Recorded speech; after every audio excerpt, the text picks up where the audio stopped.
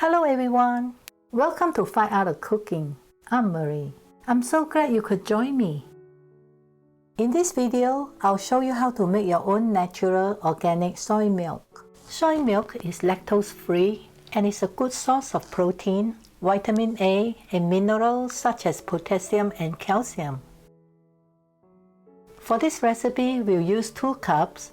That's 400 grams of non-GMO soybeans.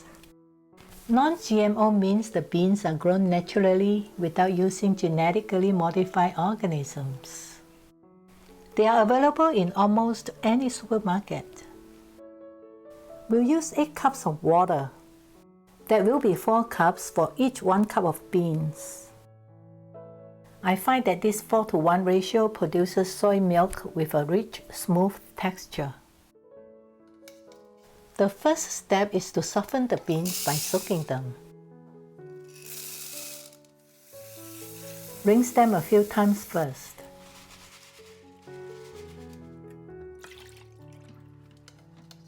Add plenty of water to cover the beans.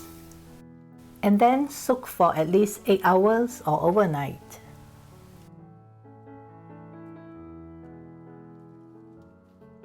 After soaking, they are now soft and puffy. Drain off the water. Now we'll grind the beans in 2 batches. I put half the beans and half the water in the blender.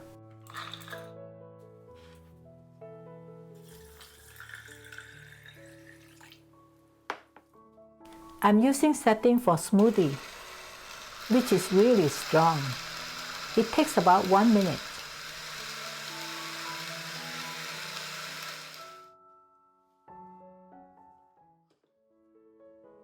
We'll need a pot at least 3 times the volume of the liquid, a strainer, and muslin cloth.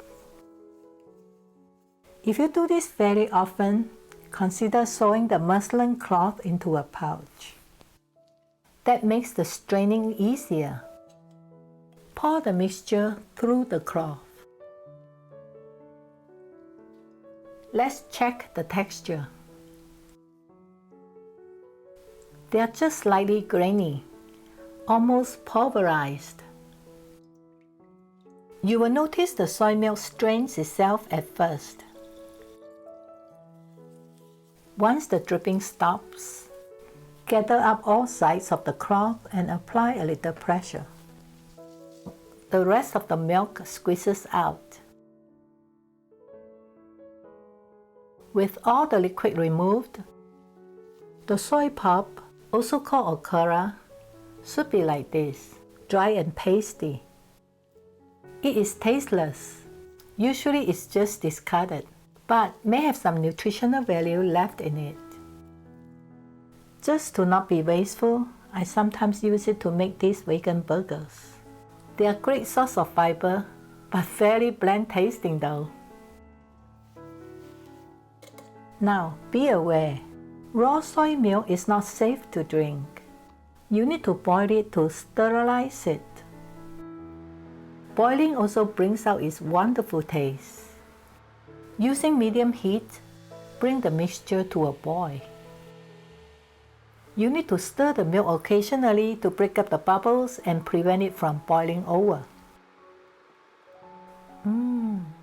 This smells so good. After the milk has reached the boiling point, which takes about 8 minutes, turn down the heat. Wait for the bubbles to subside. Then cover the pot and continue to cook on a low simmer for 3 more minutes. This soy milk is now ready to be enjoyed. The milk is refreshing and delicious as it is, hot or cold. It tastes even better if you sweeten it. I'm using simple syrup.